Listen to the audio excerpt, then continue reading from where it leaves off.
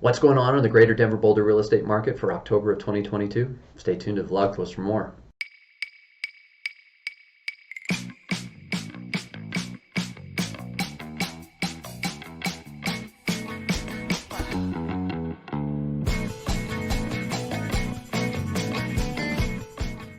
Hey real estate friends, what's going on? It's Mike Gold here with RE/MAX Alliance. Thank you so much for tuning in. All right, so what's going on in our greater Denver Boulder real estate market for October of 2022? There's two very important trends that I'm seeing continuing in the course of the last 3 months. And the first one of those continuing trends is the 2x amount of supply that is in our marketplace. So across the 11 counties in the Front Range that we monitor, all the way up north to Weld, all the way down south to Douglas, we're seeing the amount of inventory being almost 108% for this particular month and almost 2x that's been occurring for the last couple of months. The other thing in which that we're seeing is the amount of sales decreasing by 20 to 30%. So this is having downward pressure on price, at least for the foreseeable future.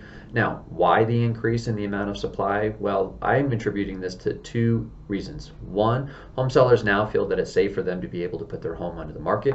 Two, home sellers now have choices to be able to sell their home and realize that equity position and then buy something else.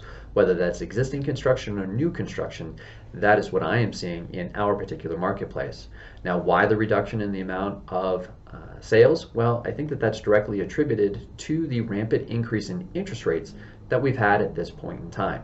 There's no doubt that Powell, who is the Fed chair, wants to see the real estate market that he helped create the problem subsequently slow down by increasing the Fed funds rate and, more importantly, stopping the purchase of mortgage-backed securities that kept interest rates artificially low during the pandemic. So this is obviously having a decrease in the amount of demand across all price point levels as affordability really starts to become an issue because of the rampant increase in appreciation and now the rapid increase in home prices.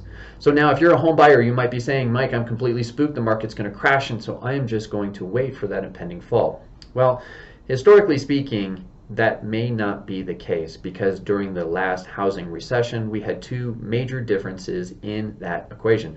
The first one was the month supply of inventory. Currently, we have about a 3-month supply of inventory. We would need to see that increase by almost 3 times the level. And based upon current production of homes in the past, starting at about 2008, there's just not going to be the supply levels that we need to have to make home sales be that, or to make the supply levels be that high. Two is that people have much more equity in their homes than they did in the past, and that was due in part because the loan products that were available during the housing recession helped fuel the amount of supply, and ultimately the amount of bad loans put people underwater, and that then also had an issue with the additional supply coming onto the marketplace at discounted levels because those homes were foreclosures.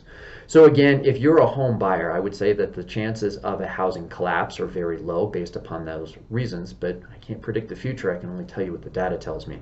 And then home seller, you need to be aware of what interest rates are doing to our current marketplace and have a pricing plan in place to make sure that you can adequately get your home sold in the time period in which that you're looking to do so.